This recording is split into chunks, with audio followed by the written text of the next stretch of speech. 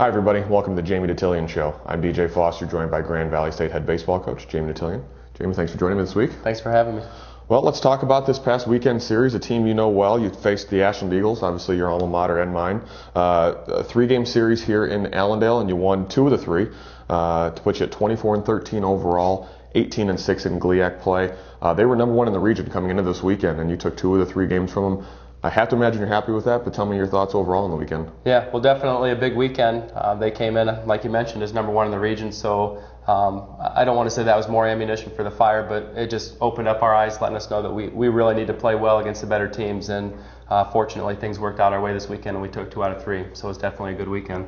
Let's talk about the doubleheader on Saturday. Game one, Ashland scores a run in the fourth inning, an RBI single, put them up 1-0.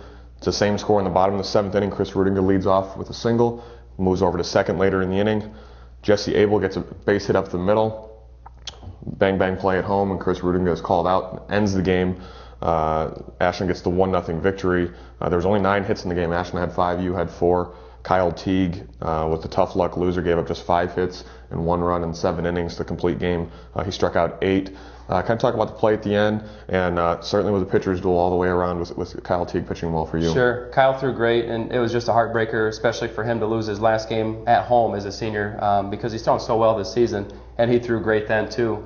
Ashland just had a pitcher that matched him and one-upped him a little bit. So, it was a heartbreaker at home. Anytime you lose a game like that, it's obviously disappointing, frustrating. Video evidence and the pictures from still shot cameras afterwards showed our guy being safe. But the umpires are human. They do their very, very best.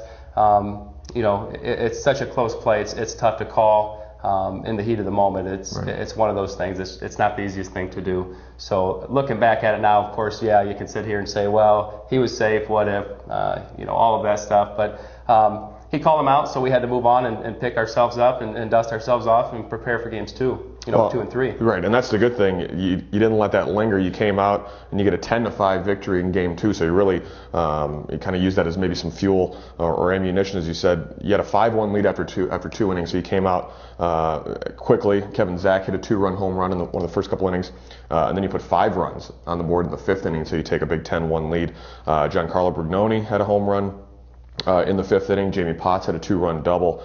For the game, Stephen Claypool was 4 for 4. He had a couple of doubles, and Chris Rudinger had 3 hits. Kevin Zach had 3 RBI. So, as you said, you didn't let the game 1 decision affect what happened in game 2, and you guys got a split on Saturday. Sure, and we know deep down we have a very good offensive team, and that's the team that showed up in games 2 and 3. Mm-hmm. So it was great to see Stephen Claypool step up and have some big hits. Giancarlo had the big home run. A handful of other guys, like you mentioned, stepped up and really got it done. And when the team needed it most, after you lose game 1, that makes game 2 a pretty heated battle and pretty big game in terms of winning the head-to-head series with them. So we really needed their performance, and I was proud of these guys for stepping up when it counted. So you get the split on Saturday, you come back on Sunday, you play 1 9-inning game, and man, it was certainly interesting. 9 runs for you in the 4th inning.